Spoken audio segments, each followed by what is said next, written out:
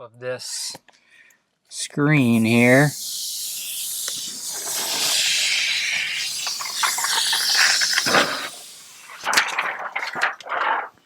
I would say that was pretty nice.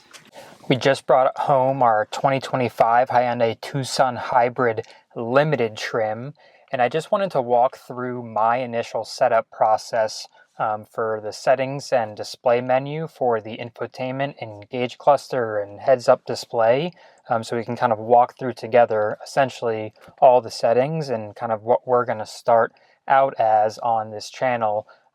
What I think what we're going to lean towards is focusing on, highway driver assist and smart cruise control too, and kind of how that adapts over time.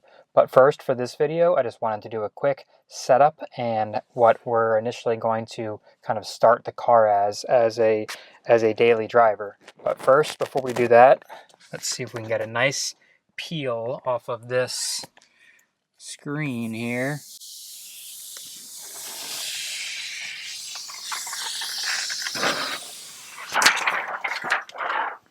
I would say that was pretty nice. Let's go ahead and start up the Tucson Hybrid.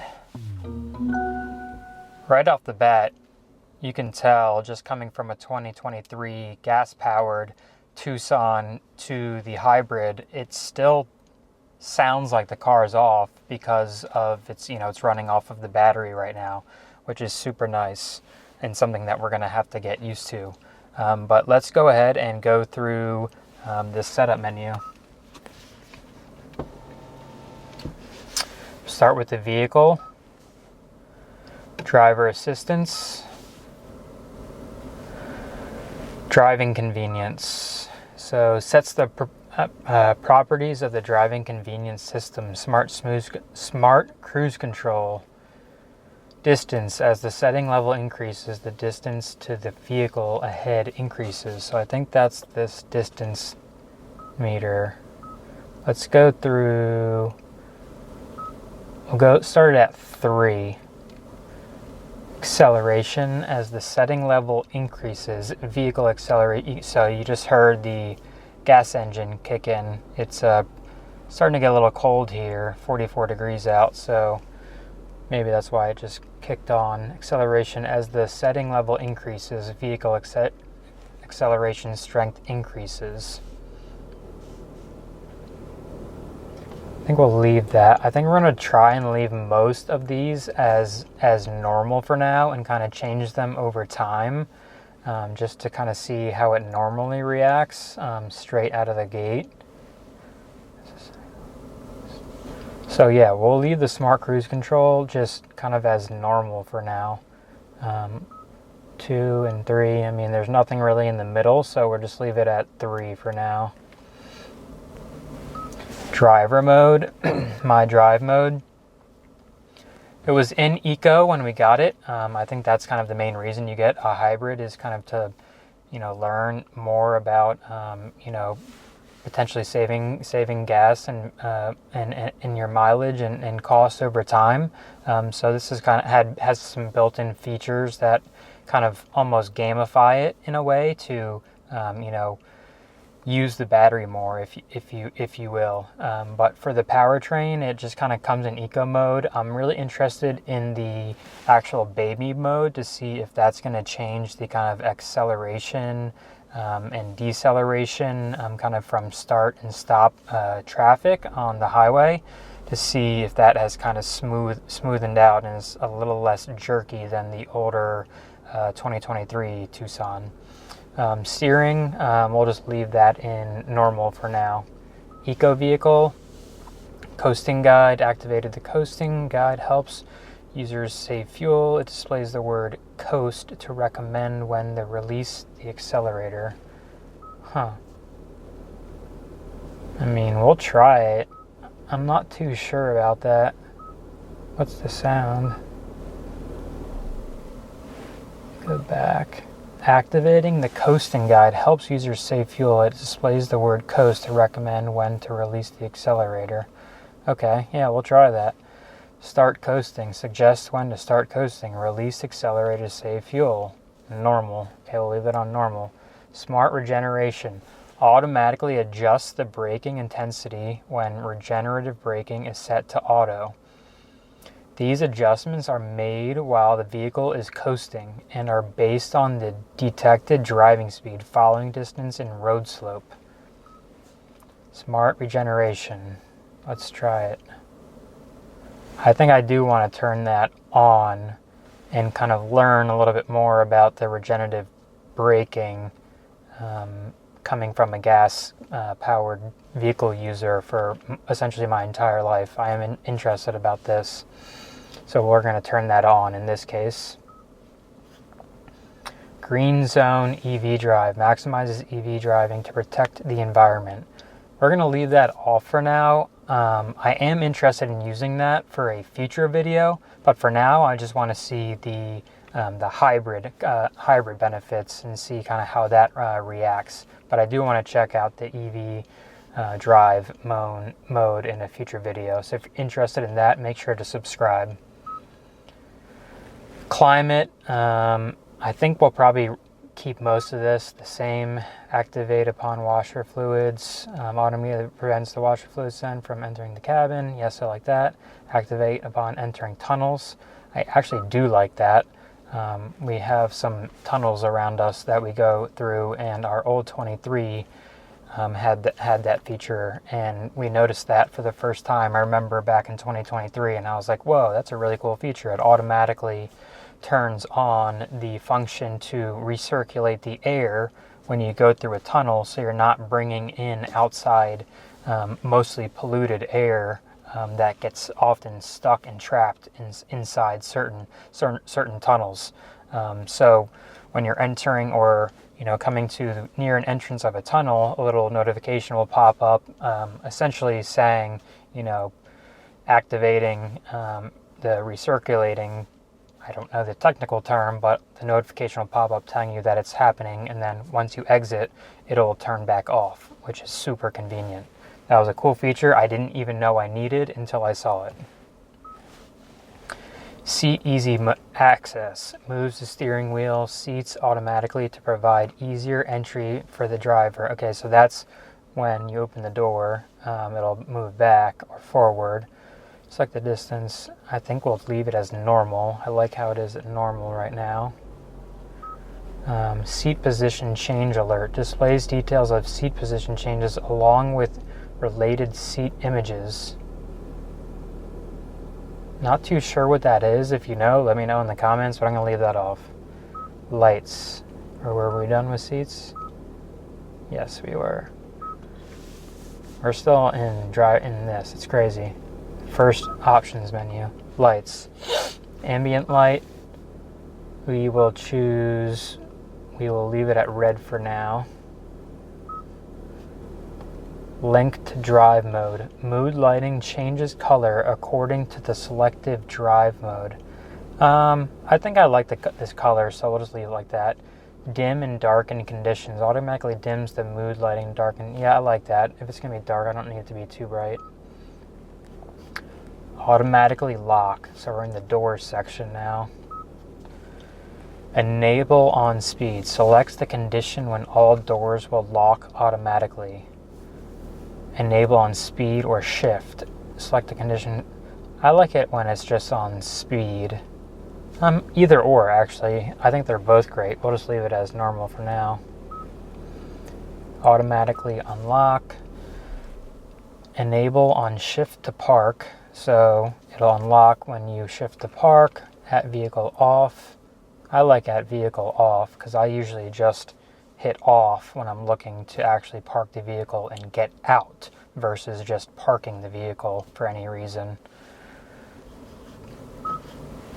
To press unlock. Unlocks all doors when the unlock button is pressed twice. Press once to unlock the driver's door only.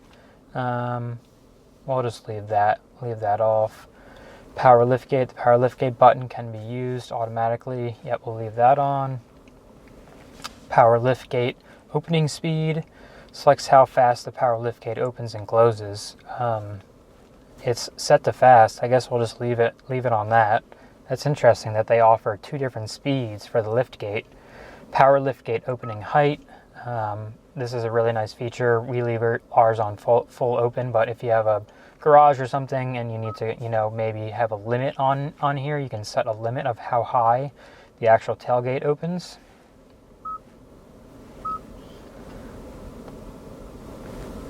Open window remotely. Disables the ability to open windows remotely. I don't think I need to do that, so we'll turn that off. Go back. Okay. Now we are on digital keys. I've set up my digital key already. That's your phone, using your phone as your actual key, not needing an actual key fob. And you can use your cell phone as the actual key to drive the car. Rear occupant alert. That's actually really nice, especially if you have children or just anything kind of in the back seat. It really kind of picks up a lot of different things that are just kind of left in the back seat. And when you turn the vehicle off, it'll just say, essentially, don't forget the stuff in the back seat. And it has been a nice reminder since we've had the 2023 model for the past 3 years. Service interval, don't need to change that. Oil change reminder, don't need to change that. Wireless charging system for mobile device. That's nice. You can turn that on and off if you need to. We leave ours on. Currently have my phone hooked up to CarPlay. Mobile phone wireless charging indicator selects the display used for the mobile phone wireless charging indicator. It's on type 2. It's LED on sequential. So I'm not sure if you guys can kind of see down here, but it's kind of doing a bar. Type 1 is just illuminates when charging, starts once fully charged. LED indicator changes to a different color. So they're both interesting. When it's my phone is fully charged, so the color is actually amber now.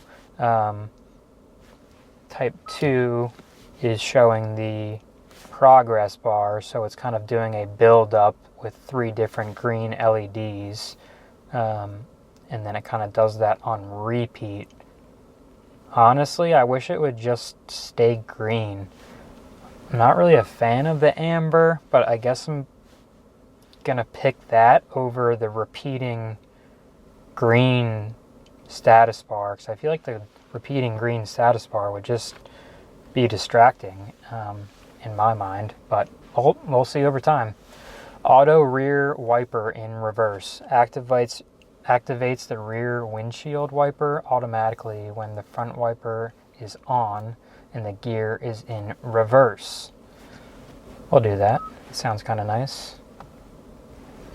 All right, I think we've gotten through one menu. Drive mode now. Drive assistance, driving convenience. We already did all this. Drive mode was drive mode change alerts. Yeah, okay. Not sure what the difference of that was between driver assistance, drive mode, drive mode. Okay, so there's that. Eco vehicle. I'm not sure why they're just labeling all these the same thing. I guess it is all the same thing now that I'm realizing it. Alright.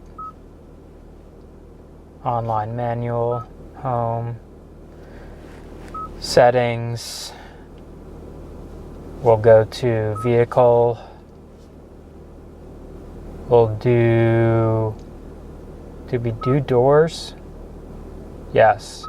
One other thing we can do is the... I don't think we need to do the navigation. I don't really use navigation, the built-in navigation, but select to speed vehicle on the map, display traffic info, show traffic colors, guidance, route options, alerts. If you're interested in the navigation, the built-in navigation, I use CarPlay. But here's just a quick look if you want to pause on that. Sound, Premium sound, dynamic speed, that's always nice. Start at maximum volume. No, when starting the vehicle lowers media volumes if they are higher than factory set maximum startup levels. However, if the vehicle is turned off and on within a certain time, the last set volume. I think that's kind of nice. It'll set it back down in case you are maybe blasting music on the way home and, forget to turn it down. Position, leave that in the center. Tone, we'll leave everything the same for now. It'll be interesting I usually will just increase the bass a little bit. Might as well just do that now, why not? Let's see what it goes up to. 10. We'll do half. We'll do 6. We'll do 6. Guidance volumes. Beep. You can turn that down. Alerts can go down. I tend to like these. Navigation guidance. Guidance will be at this volume. I usually like these a little bit lower.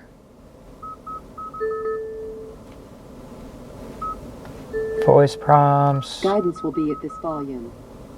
Guidance will be at this volume. Ringtone. That is loud. I'm gonna turn that down.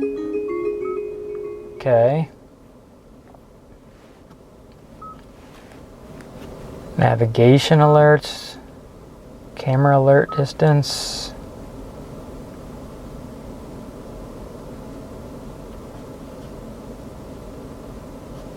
Navigation, camera alert.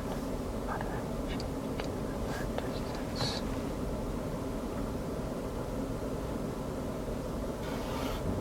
I don't know if I want to mess with that.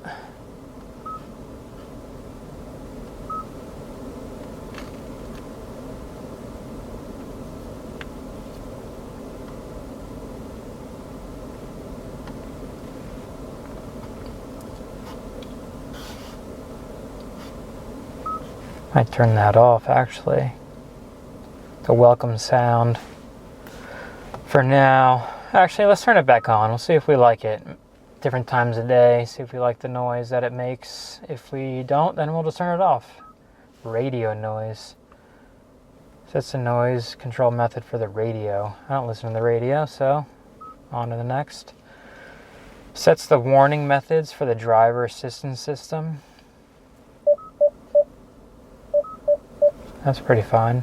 Haptic feedback activates the steering wheel vibration warning. That's nice. I didn't have that on the 2023 model, so I assume maybe if you're drifting out of the lane, it'll give you a haptic feedback. That could be nice. Lane safety audible warning. Driver safety priority. Parking safety priority lowers all other audio volumes in the parking. That's interesting. Lowers all other audio volumes when the parking assist view is active. That's essentially like saying, let me turn down the music so I can see better.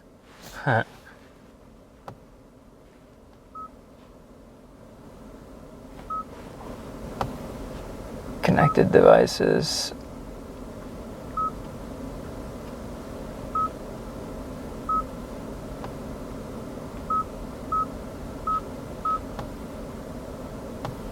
Okay, done with the sound, device connection, phone's already connected, user profile, that just shows all that. Probably have to black some of this out. Voice recognition, screen layout, simple, modern, classic. I like the modern. Style A, style B, style C. Oh, style C. I think I like style A. Screensaver. That's crazy. I don't need a screensaver. Split screen. We'll leave that alone for now. Voice recognition, display. Automatically adjust brightness according to the ambient brightness. Yeah, I like that. That's perfect. Camera settings. Parking distance warning. Yep, like all those. Any safety features tend to leave on. Blue light filter. Use blue light filter. Reduces eye strain by activating the blue light filter automatically based on surrounding brightness. That's actually nice. That's a feature that I have on my MacBook. So that's super nice. Cluster, heads-up display, brightness. Yeah, I like that. Is it the same thing? Connected selection. All very nice. Welcome sound. Tachometer display. Leave that. Heads-up display. Not sure if you guys can kind of see this, but that's what I'm seeing up here. That's where you can adjust it to go up and down. But I like it where it is. That is nice. Content selection. Turn by turn. Displays turn by direction on the heads-up display. Media information. That could be kind of nice. I'll try that out. Call info. Driving assistance info. Yeah, blind spot safety. That has been awesome. Just on the 2 drives I've done. That's been great. Data and network. This is for your Wi-Fi hotspot and Blue Link.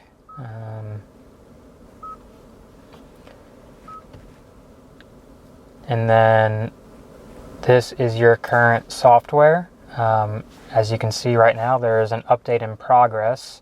Our current software is the .001.002.250.930.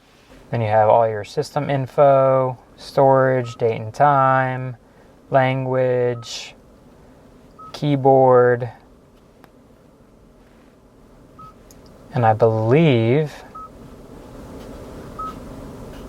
that is the entire setup menu.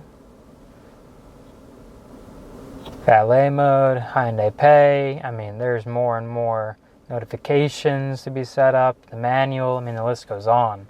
I think for now, I think my car is set in the profile that I'm going to try out, at least for the first few drives of this car. But make sure you stay subscribed if you'd like to see kind of how I update that over time. But until then, we'll see you in the next video.